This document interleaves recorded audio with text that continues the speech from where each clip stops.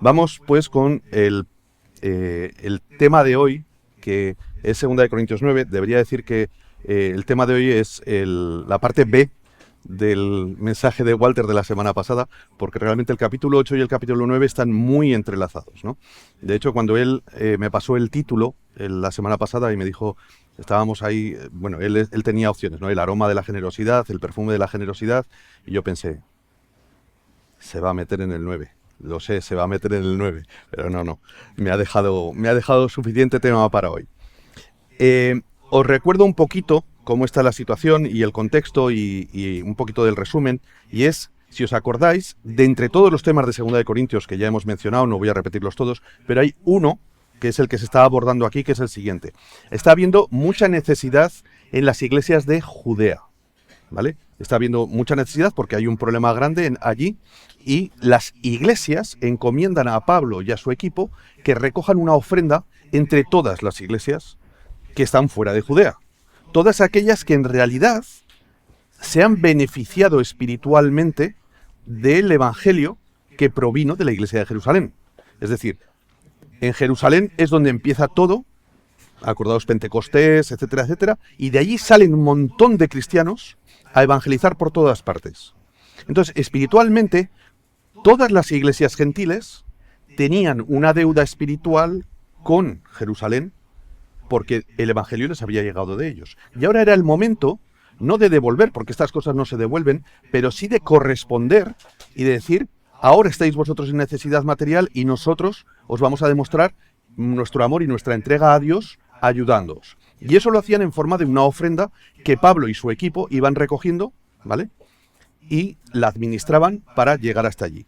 Claro, eran varias iglesias, bastantes iglesias, algunas habían ofrendado con mucho ánimo, como era el caso de Tesalónica, y en Corinto, que presumían de mucho, demasiado, y que no les faltaba, un año atrás, cuando Pablo había anunciado esto, ellos habían dicho, sí, nosotros haremos.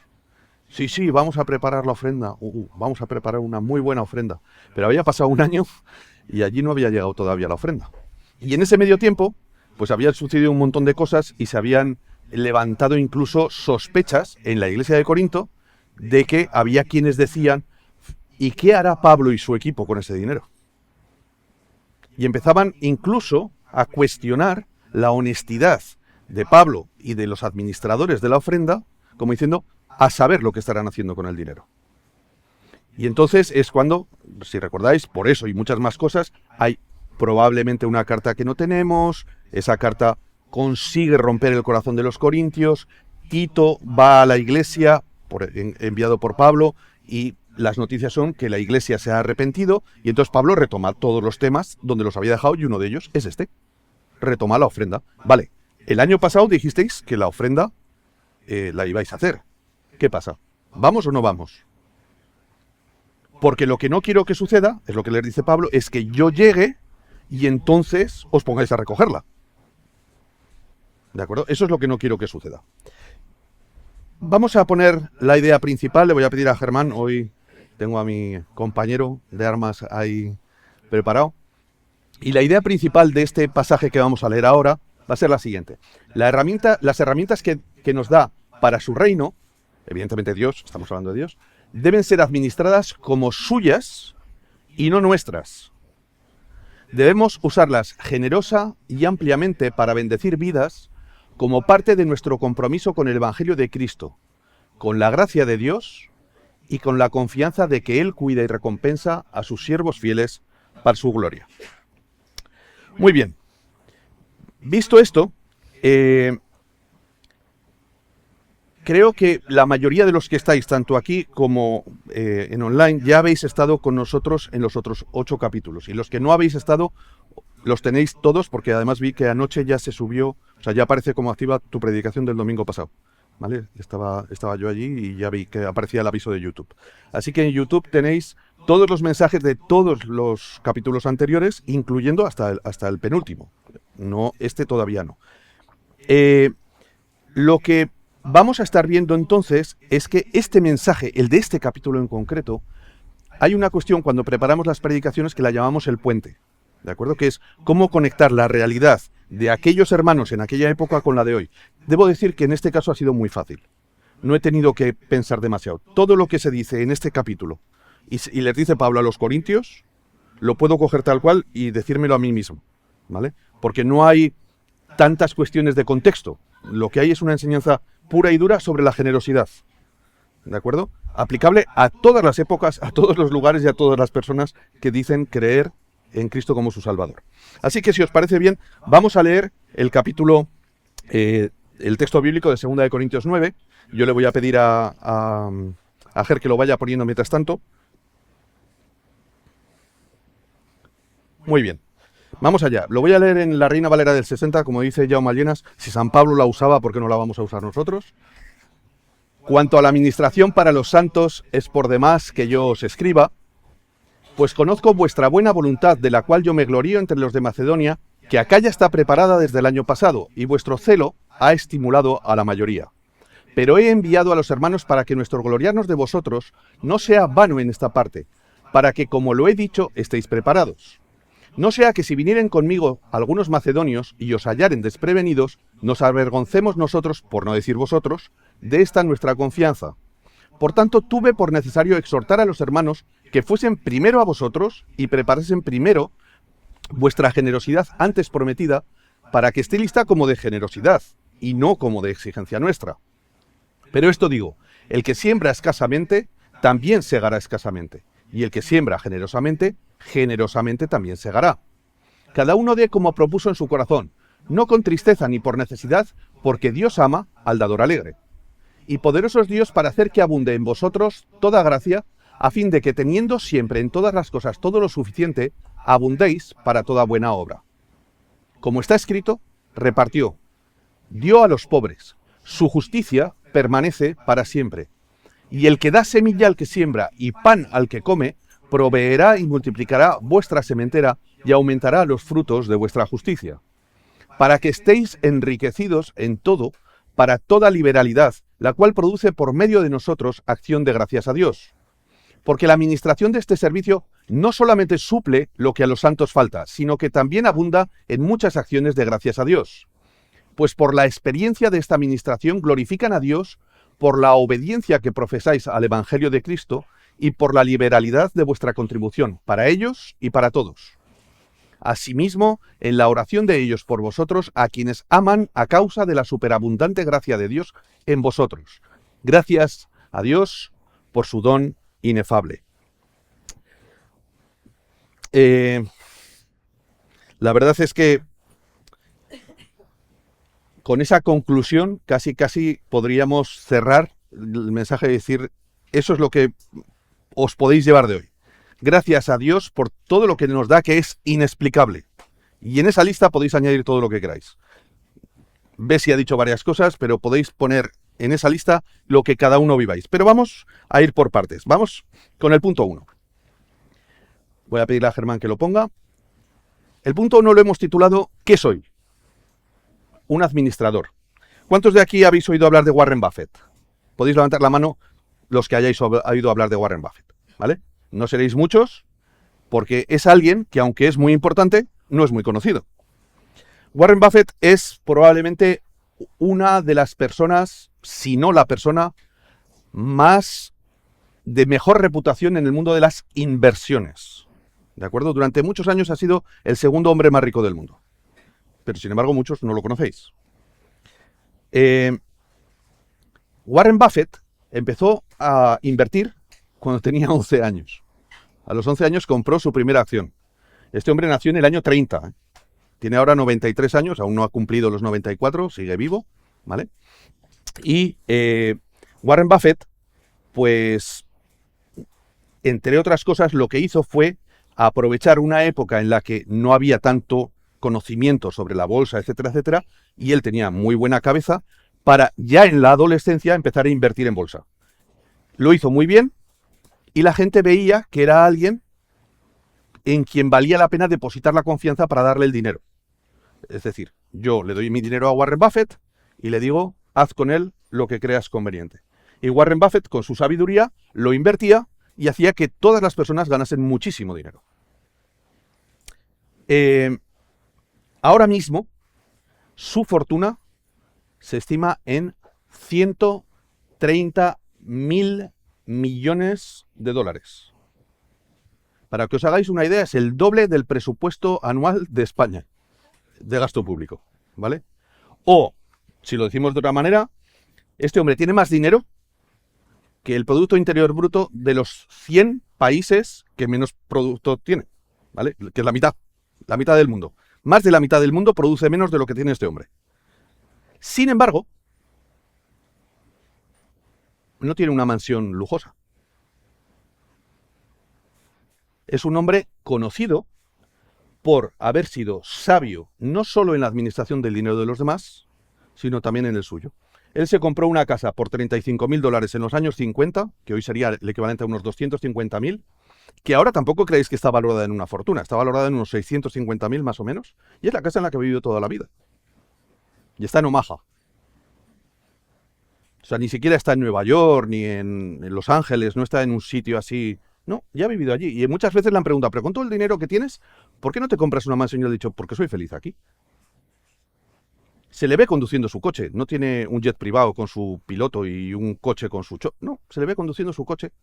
Ahora bien, ha donado para caridad y para fundaciones millones y millones y millones. Y de hecho, en su testamento ha dejado escrito que el 85% de su fortuna va a ir para fundaciones benéficas. Un hombre que tiene 130.000 millones de dólares. Claro, ¿por qué os hablo de Warren Buffett?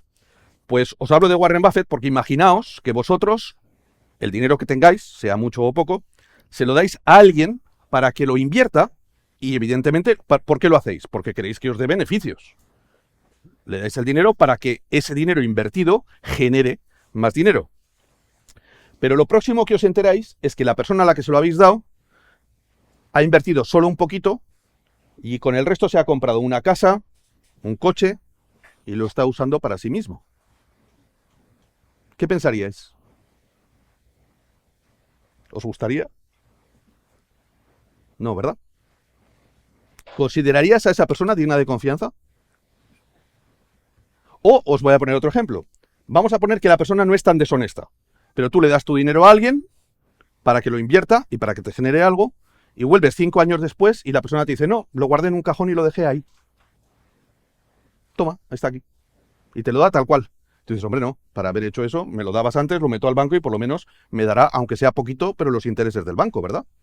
¿Os suena la cantinela? ¿Os suena la parábola de las minas? ¿Vale? Que no la de los talentos, que no es lo mismo. La parábola de las minas precisamente trata de eso. Y trata de cómo Dios equipa las vidas de los creyentes con determinadas cosas, a las que en la parábola se traducen como en unos valores financieros, pero en nuestro caso sabemos que son muchas cosas, pero el Señor no nos las da para nosotros. Nos las da para que las invirtamos en el reino y para que las administremos. Cuando el Señor explica la parábola de las minas, lo hace en un momento en el que necesitaba que los discípulos entendieran que su labor iba a ser siervos, administradores de todo lo que Dios les iba a dar para los demás. Y la palabra administrar, podríais decir, ¿qué tiene que ver esto con 2 Corintios 9? Si lo hemos leído. Pues la palabra administrar aparece en varias ocasiones cuando decimos la administración de los santos, ministrar, ministráis, es lo mismo, ¿vale? Solo que administrar, pues lleva la partícula ad, que significa servir a alguien. ¿Qué quiero decir con esto? Que nosotros no podemos perder de vista una cosa. Nosotros servimos a alguien. No somos nuestros propios dueños y señores. Nosotros somos siervos de alguien a quien hemos escogido voluntariamente como Señor. Ahora bien, pasamos al segundo punto. Ponemos el segundo punto. ¿Qué administro? Pues lo que Dios me da. Vamos a leer un versículo. Vamos a ir a el Antiguo Testamento y vamos a leer Job 41:11. Job 41:11. Y que sepáis que este texto lo podéis encontrar similar también en el Nuevo Testamento, porque Pablo se lo dice de otra forma, pero a los romanos les dice más o menos lo mismo. ¿Os acordáis, no? Job hablando con el Señor y el Señor hablando con Job. Y en este momento el Señor le dice a Job: ¿quién me ha dado a mí primero para que yo restituya? Todo lo que hay debajo del cielo es mío. Es decir, en otras palabras, yo no tengo que devolverle nada a nadie. No penséis, o no pienses, le diría a Job, que lo que puedes hacer de bien o entregar es un favor que me haces, porque todo es mío. Nadie me da a mí primero. Yo no tengo obligación de devolver. Soy yo siempre el que da primero. Claro, la pregunta es muy fácil. Si todo es de Dios, ¿de quién eres tú? ¿De quién es todo lo que tienes?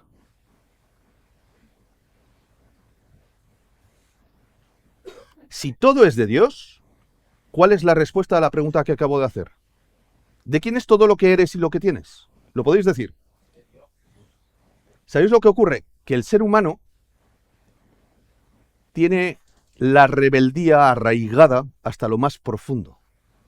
Y aunque todo es de Dios, el ser humano se rebela y no quiere pertenecer a Dios. Y entonces el ser humano se aparta. Y el Señor vuelve y compra por precio de nuevo a todos aquellos que lo desean. Y entonces nosotros, de nuevo, aunque por nuestra naturaleza rebelde nos habíamos alejado de Dios, aceptamos dos cosas. Aceptamos a Jesús como Señor y como Señor y como... Vale, ¿y por qué nos quedamos siempre con la salvación, pero no con el señorío? La salvación la aceptamos, porque claro, eso me perdona de mis pecados, me da la puerta del cielo, pero mi espíritu rebelde sigue diciendo: no quiero tener un Señor sobre mí, quiero ser el Dios de mi propia vida. Las personas que conocéis que están en el mundo que no quieren creer en Dios, no os equivoquéis, no quieren creer en Dios porque si creyeran, tendrían que admitir que no son los dioses de su propia vida. Que no pueden hacer lo que les dé la gana y que van a tener que rendir cuentas. Pero ¿sabes lo que ocurre? Que ellos lo hacen por ignorancia, pero yo no puedo decir que soy un ignorante. Porque yo he aceptado voluntariamente que Cristo sea el Señor de mi vida. Entonces, si todo es de Dios y si Cristo es el Señor de mi vida, todo lo que tengo, entonces, ¿qué es? Lo que Dios me da para que yo lo administre. Ni más ni menos. ¿Y para qué me lo da? Pues lo vamos a ir viendo un poquito más adelante. Pero lo que sí que os diré es que todo, absolutamente todo, lo que eres y lo que tienes, todo, y por favor, grábatelo a fuego, es la gracia de Dios. No hay nada que Él no te haya dado. No hay nada que Él pueda decir: te lo debo. Al contrario, nosotros debemos decir: todo te lo debo a ti. Pero ahí está mi espíritu rebelde diciendo: no, esto me lo he ganado yo con el sudor de mi frente y es mío. Y yo tengo derecho a, y yo tengo derecho a, y yo tengo derecho a.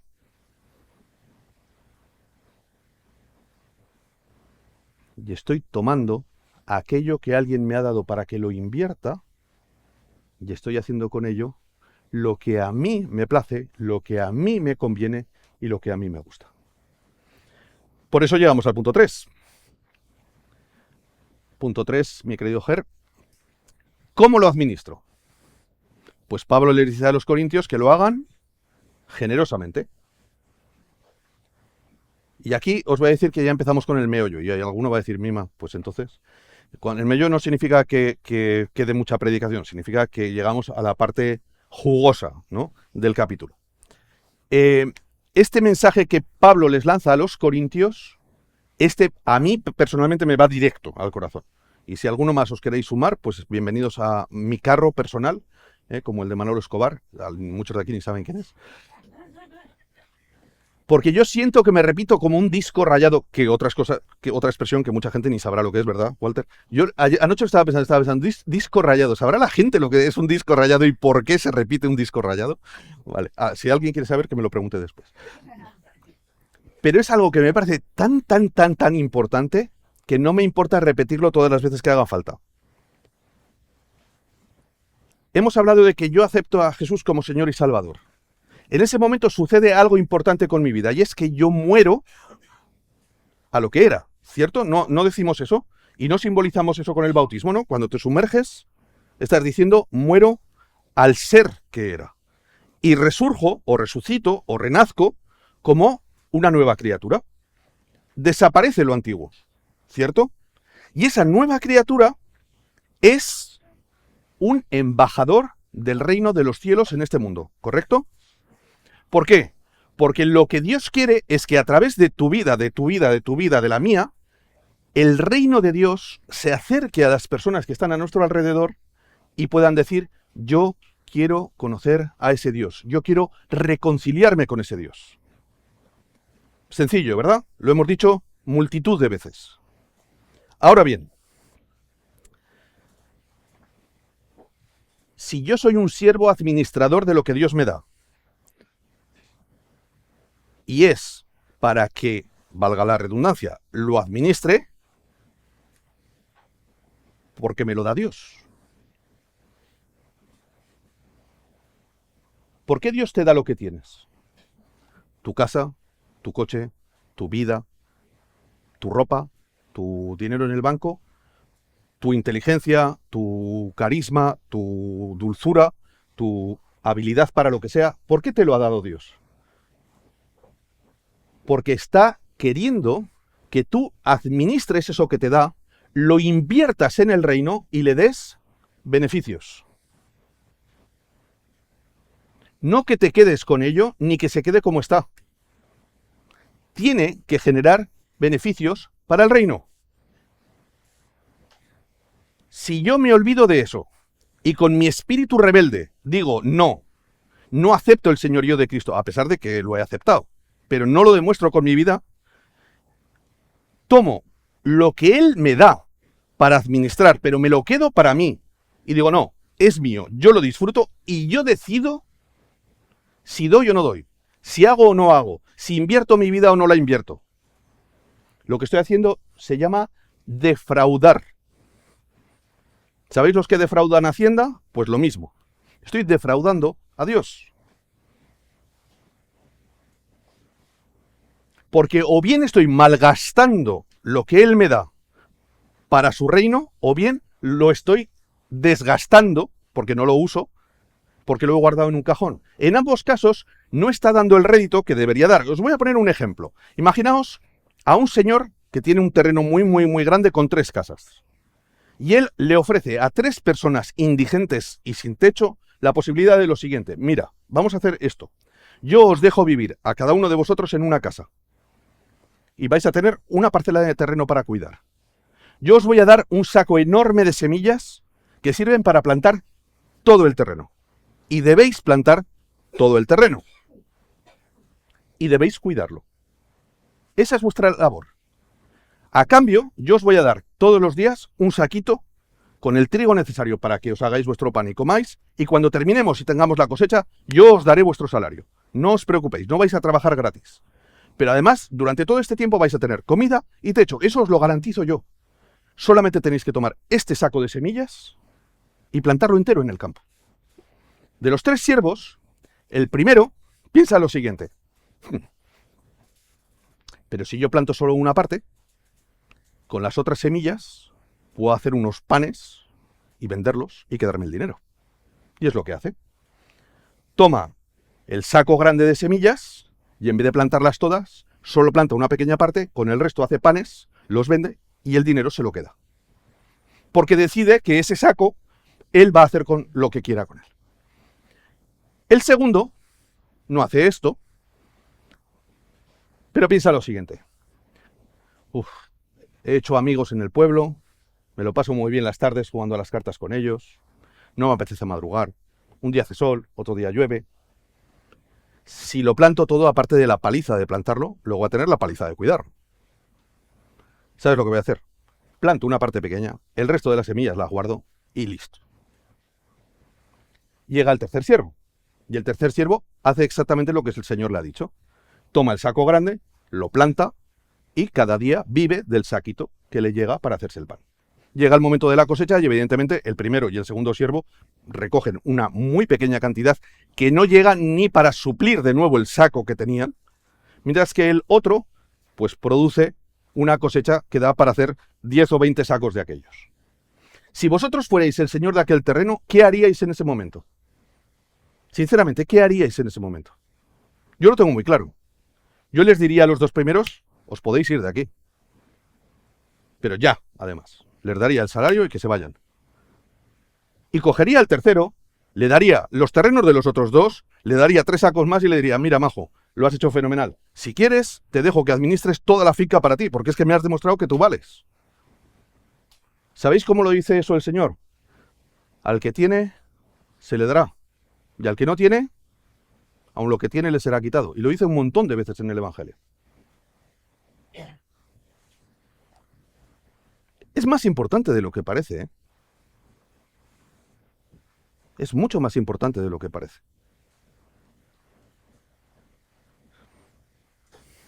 Pablo les dice a los corintios que si son generosos con las ofrendas, que en este caso en concreto iban dedicado al cuidado de las necesidades de Judea, ¿vale? Pero vamos a poner las ofrendas en general. Se están pareciendo al tercer siervo, al que siembra generosamente. A ver, si lo que tienes no es tuyo, que te lo ha dado el Señor y te lo ha dado para el reino, ¿por qué tienes que ser un tacaño con lo que Él te da? Bendice y bendice generosamente porque no es tuyo. O lo que ocurre es que quieres ser como el primer siervo y disfrutarlo para ti, sabiendo que no es tuyo. Porque en tu corazón lo que hay es una rebeldía enorme que no acepta que a fin de cuentas el Señor es Él y tú eres suyo.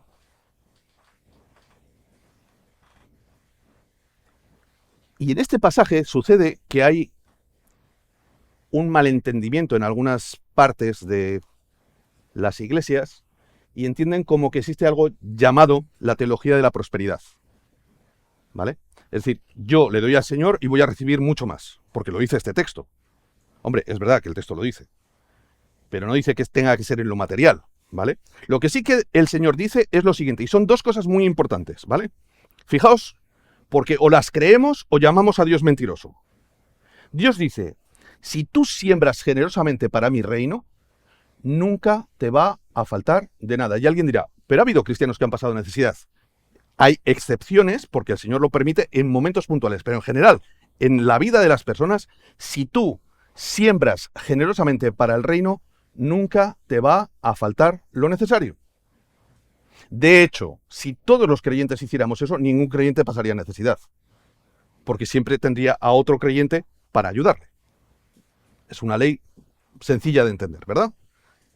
Segunda cosa, si tú administras bien lo que Dios te da, Dios te va a dar más. Pero no para ti, sino para que sigas administrando. Y cuando digo te va a dar más, no tiene por qué ser en lo material. Y ahí es donde la teología de la prosperidad se equivoca. No significa que si ahora Javi, que lo tengo aquí delante, Javi llega y dice, mira, voy a ofrendar el 90% de mi sueldo esperando que Dios le dé una fortuna en dinero después. No, no funciona así. Él va a ser generoso con lo que Dios le da y Dios le va a dar más en el área que sea. Puede ser que Dios te dé más personas para cuidar, puede ser que Dios te dé más espacio para tener lo que sea, más dones para no sé qué, más personas a las que hablarles. No sé, o sea, es que es una cuestión entre tú y Dios. Pero lo que sé es que si tú eres sabio con lo que Dios te ha dado, lo administras para el reino y te entregas en lo que eres y lo que tienes para Él, Dios no es tacaño, nunca lo ha sido. ¿Crees que alguna vez Él va a permitir que tu generosidad sea mayor que la suya? ¿Nos pasa esto por la cabeza? ¿Realmente tenemos miedo de quedarnos sin nada?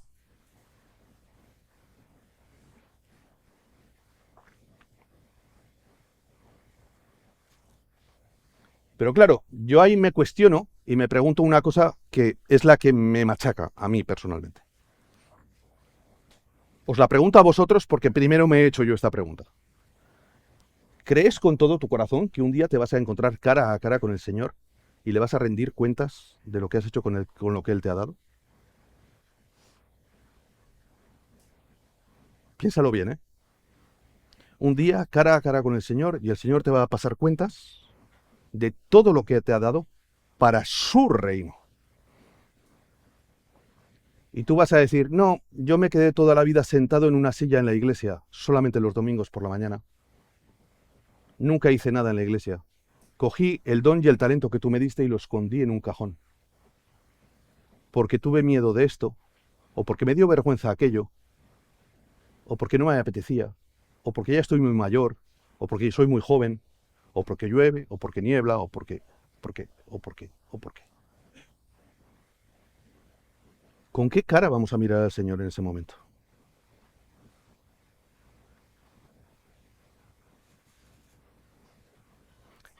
Cuando hablamos de estos capítulos, de este capítulo, evidentemente el capítulo se refiere a ofrendas materiales. Y lo material es fundamental en todo esto. Y hay un miedo y una vergüenza en el mundo evangélico a hablar del dinero, yo creo que incluso porque tenemos la sombra, ¿no?, de, siempre se ha dicho, pides más que un cura, ¿no? Del catolicismo siempre hablando del dinero, etcétera, etcétera, etcétera.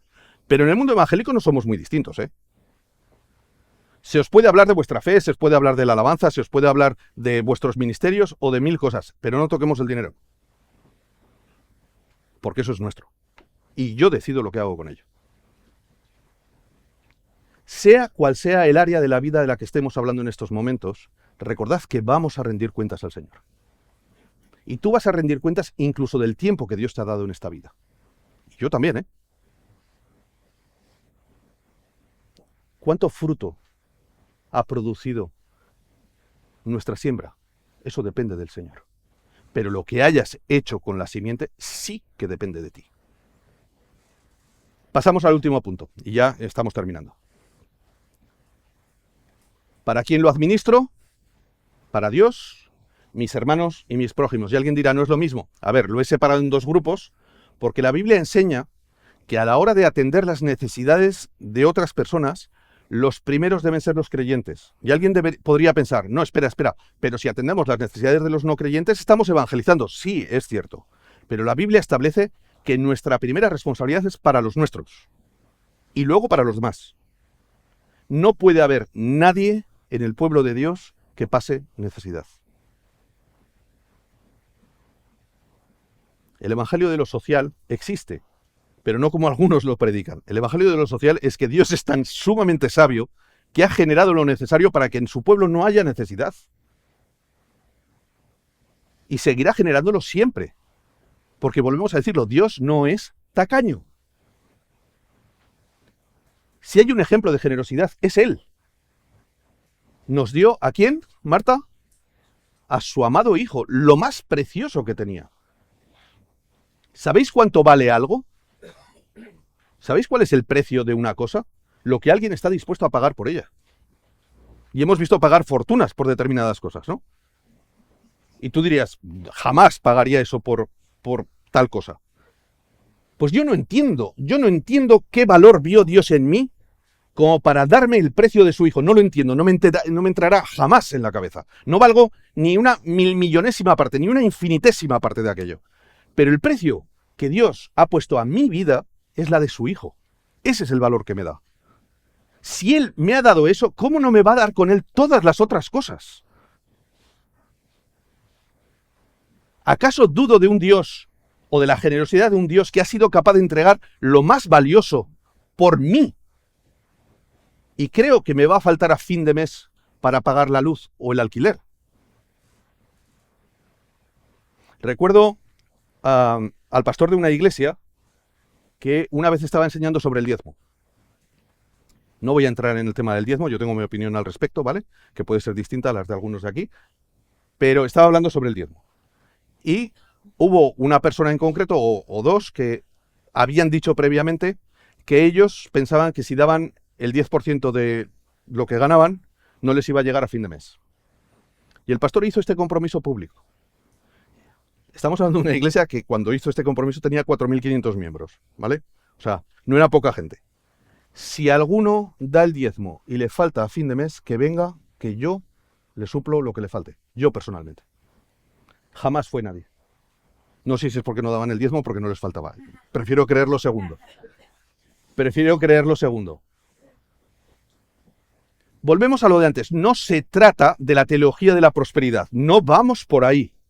Porque ¿quién le ha dado primero a Dios para que Dios tenga que devolver? No va por ese lado.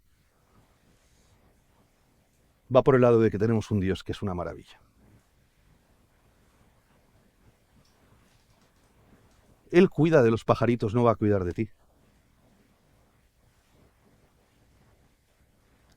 Pero yo esto lo administro de tal manera que lo que sucede es tan bonito que ahora os pregunto si no vale la pena hacerlo siempre. ¿Sabéis lo que sucede cuando ayudamos a alguien que está en necesidad, a un hijo de Dios que está en necesidad? Que esa persona ha estado orando probablemente por su necesidad y ve cumplida la respuesta de Dios en tu generosidad. Y glorifica a Dios y le da gracias por su provisión. Y esa persona que se ha visto en una necesidad y la ha visto suplida por Dios, su fe crece. Pero también crece su dependencia de Dios y la sensación de que es la forma correcta de actuar. Va a ser una persona más generosa.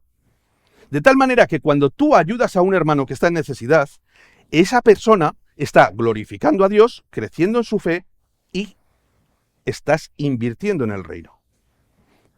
Al final, esa es la parte que Dios hace tan maravillosamente, que todo funciona como un engranaje perfecto en el que tú glorificas a Dios por lo que te da y otro glorifica a Dios por lo que tú le das. Y todos terminamos glorificando al Señor, porque a fin de cuentas todo es por gracia. Tanto el que recibe para dar como el que recibe de quien le da. Cuando tú ayudas a alguien, no creas que estás ayudando de lo tuyo. Estás ayudando de lo que Dios te ha dado para que ayudes a otra persona. No le estás haciendo un favor a esa persona. Se lo está haciendo Dios. La gracia sigue siendo de Dios. Porque no has hecho nada, ni tienes nada que no sea de Dios.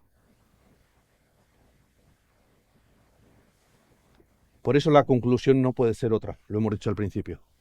Gracias a Dios por su regalo inexplicable. ¿Os dais cuenta de cuántas gracias tenemos que dar a Dios por todo lo que nos da? Es que no se puede explicar. No hay forma de explicar esto. Nos ha dado a su Hijo, nos ha dado la salvación, nos ha dado la esperanza de una vida eterna. Te da la camiseta que llevas, te da los auriculares que llevas, te da la casa en la que vives, te da la familia que tienes, te lo da todo. El aire que respiras, el sol que tienes, la comida que vas a tener en la mesa, espero que la tengáis todos, si alguien no lo tiene que nos avise y come con nosotros. Todo eso nos lo da Dios. Vamos a dejar unas preguntas ahora y vamos a abrir un tiempo de oración y me gustaría que libremente las personas orasen y pudieran responderlas, ¿vale? Las preguntas son las siguientes. La primera, ¿consideras que lo que tienes es tuyo, propio, o que el Señor te lo ha prestado? Ese es el título de la predicación, propio o prestado. ¿Consideras que es tuyo propio o que el Señor te lo ha prestado para que lo administres para su reino? Esa sería la primera pregunta. Vamos con la segunda.